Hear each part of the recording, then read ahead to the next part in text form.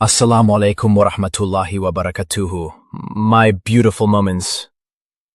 Bismillahir Rahmanir Rahim. The story of Sister Afra al-Shabani, how she became Muslim May 2nd, 1996. I grew up in a Christian family that regularly attended a non-denominational conservative church called the Church of Christ. I went to Bible school, sang in the choir, and spent my entire childhood inside the church environment. When I became a teenager, questions began to rise in my mind. Why am I part of the Church of Christ? Why not Lutheran, Catholic, or Methodist? If every church teaches different beliefs, how do we know which one is the truth? Can all of them be right? Do all paths really lead to God? And if a person is good, does it even matter what they believe? After thinking a lot, I concluded that there must be one ultimate truth, so I decided to stay in the Church of Christ because at that time I believed it followed the Bible the closest. I didn't yet know that the Bible has many different interpretations. I spent my first year at Michigan Christian College, then transferred to Western Michigan University because I applied late. I ended up in the international dorm. It was the first time in my life that I was surrounded by people from different cultures, languages, and countries. For someone who grew up in a white middle-class Christian community, this diversity made me nervous. My roommate became very active socially and made lots of friends. Among the residents were many Arab guys, friendly, funny, and enjoyable to be around. My roommate even started dating one of them eventually. I also became part of their group. I knew they were Muslims, but most of them were not really practicing, so religion never became a topic. A year passed, and then one summer day my roommate called me and said I became Muslim. I was shocked. She did not explain much. She only said Islam made logical sense to her. After many discussions with her boyfriend's brother, I was so disturbed that I wrote her a long letter begging her to give Christianity another chance. During that same summer, the Arab boy I was seeing got transferred to California with the U.S. Army. We planned to get married and start our life there in California. Life was normal for some time. I worked and he served in the Army's gang unit. Then everything changed. He was deployed to Iraq. Even before he left, our relationship was getting shaky, but when he came back after 9 months, he was not the same. He was angry, stressed, emotionally unstable, and slowly he became abusive. I cried almost every day.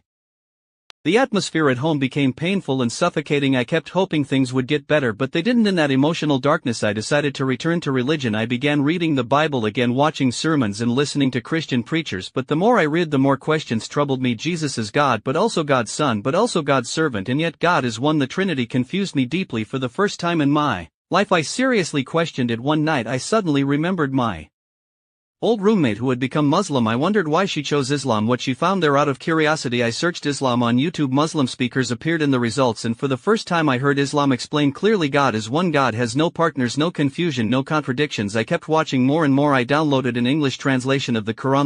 The first night I opened it, my heart trembled. The Quran spoke directly and clearly. There were no strange concepts, no contradictions, no confusing philosophies. Every verse felt like it was answering the exact questions in my heart. Night after night I secretly read the Quran, and night after night I cried. Finally I made a sincere prayer. God, if this is the truth, guide me. During this time my marriage completely fell apart. He became more abusive and controlling. I could no longer bear it. I left him and returned to my family. For the first time in my life I was truly alone. I felt like everything had collapsed, but I was not actually alone. I had the Quran. It gave me peace, it gave me strength, it healed the pain inside me, and it showed me a new path. Journey toward Islam began when I returned to my family home. At that time I was emotionally broken from inside. Every night I would sit alone quietly and read the Quran, and the more I read it, the more my heart felt pulled toward Islam. It felt as if the Quran was speaking directly to my wounded heart. Allah is with you. Allah knows what your heart hides. After hardship comes ease. These words were healing something deep inside me. For the first time in my life I felt a peace that I had never felt before. I watched videos, listened to scholars, and everything in Islam made perfect sense to me. No confusion, no contradictions, just pure truth. But still I did not want to leave Christianity without researching it deeply, so I decided to read the Bible one last time with full honesty. I focused on the teachings of Jesus, and the more I read, the more clear everything became to me. Jesus always referred to God as my God.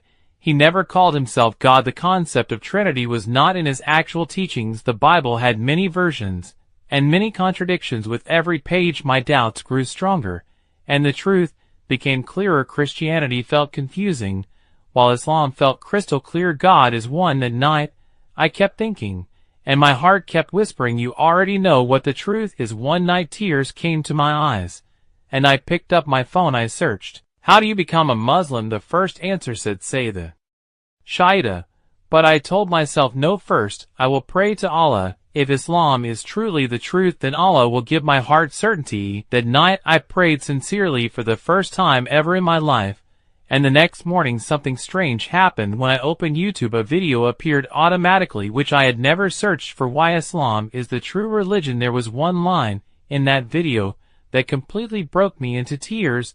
When you call upon Allah sincerely, Allah answers you. I felt like this message was sent directly for me. That moment something changed inside me, and I felt certainty rising in my heart that Allah was guiding me step by step. For an entire week I researched, compared the Bible and the Quran, and thought deeply about everything. And finally I reached a conclusion.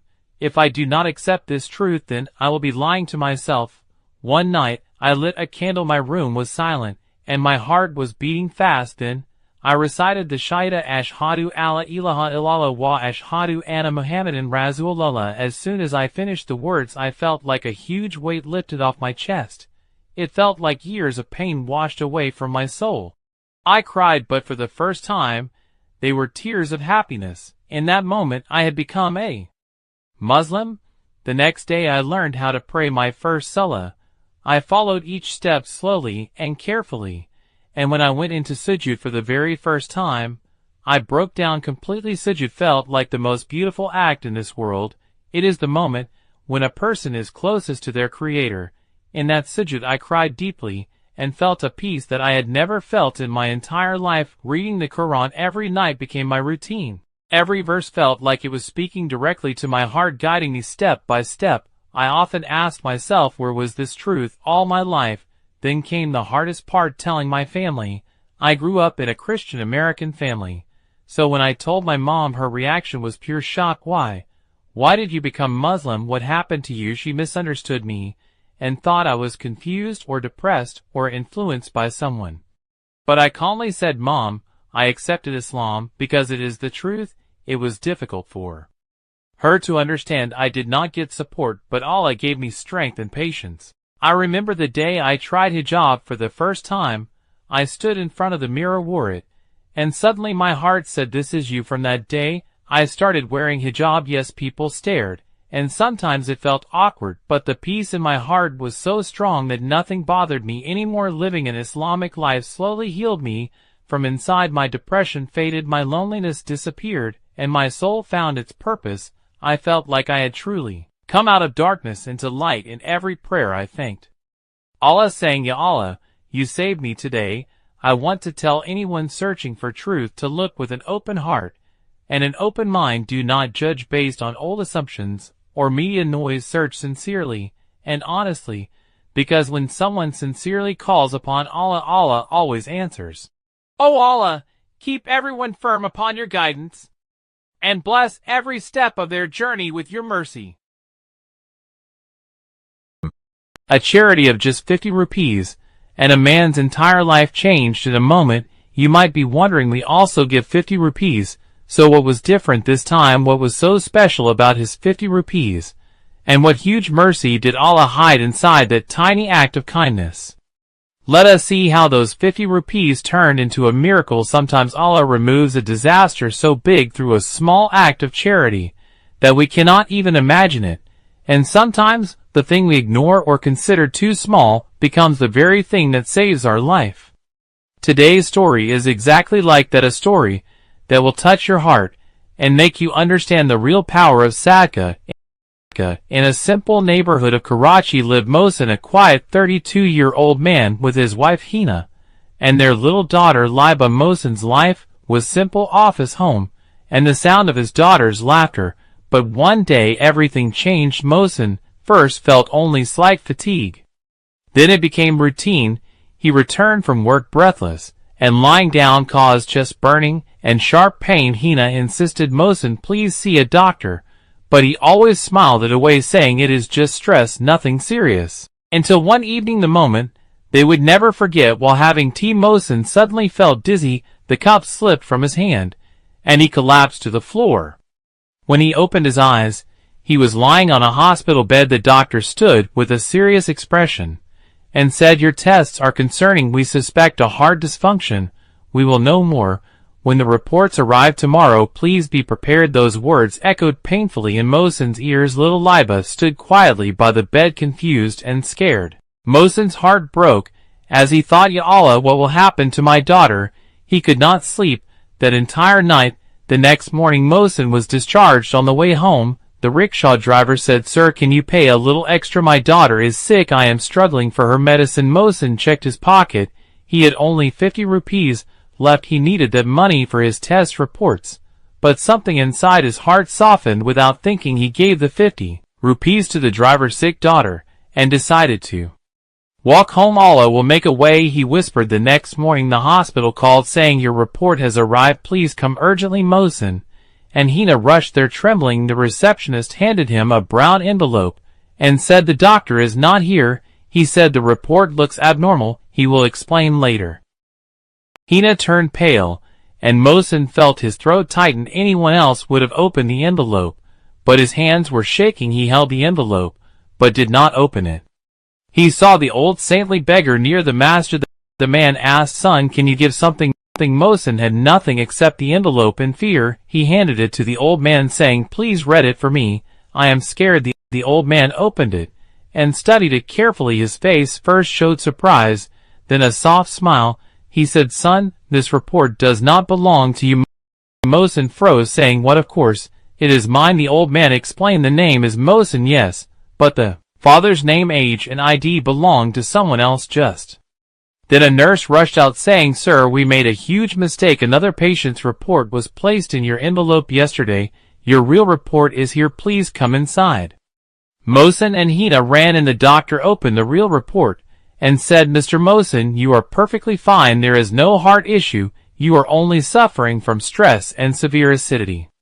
Hina burst into tears and Mohsin's eyes filled. He whispered, Ya Allah, was this because of that 50 rupee charity? The doctor added, You are very lucky. The other patient, the one whose report you got, has only a few days left. Mohsin felt a chill run through him. If he had opened that wrong report, the fear alone could have damaged his real heart, but Allah did not let him even see it. He was told the truth only when his heart could bear it. That night Mohsin prayed with tears, saying, Ya Allah, I gave only 50 rupees. I never imagined you would remove such a huge disaster from my life. When he reached home later, the rickshaw driver was standing at his door. He said, Sir, Allah accepted your charity. My daughter is much better now. The doctor himself was shocked. Today Mohsin's eyes filled again. Sometimes the smallest charity protects us from the biggest calamities. Allah pours mercy upon those who show mercy to his creation. A little kindness can rewrite an entire destiny. The 255th verse of Surah Baqarah is known as Ayatul Kursi. It is one of those verses that are memorized by almost all Muslims around the world because of its virtues. It is profound in meaning and has many benefits, some of which include 1. It is a protection against shaitan. Narrated Abu Huraira, Allah's apostle ordered me to guard the zakat revenue of Ramadan. Then somebody came to me and started stealing of the foodstuff. I caught him and said, I will take you to Allah's Messenger sallallahu alaihi wasallam. Then Abu Huraira described the whole narration and said, That person said to me, Please don't take me to Allah's Messenger sallallahu alaihi wasallam, and I will tell you a few words by which Allah will benefit you. When you go to your bed, recite Ayat al-Kursi, for then there will be a guard from Allah who will protect you all night long, and shaitan will not be able to come near you till dawn. When the Prophet sallallahu alaihi wasallam heard the story, he said to me, He who came to you at night told you the truth, although he is a liar, and it was shaitan. It is the greatest ayah in Allah's book. Everything has its splendor, and the splendor of the Quran is Surah al-Baqarah. In it is a verse which is the greatest verse of the Quran, Ayat al-Kursi. The Prophet Sallallahu used to recite it after every salah. The Quran has two aspects, its message and its miracle. The same is true for Ayat al-Kursi. The message of Ayat al-Kursi. الله لا إله إلا هو الحي القيوم لا تأخذه سنة ولا نوم له ما في السماوات وما في الأرض ما ذا الذي يشفع عنده إلا بإذنه يعلم ما بين أيديهم وما خلفهم ولا يحيطون بشيء من علمه إلا بما شاء وسع كرسيه السماوات والأرض ولا يؤوده حفظهما وهو العلي العظيم.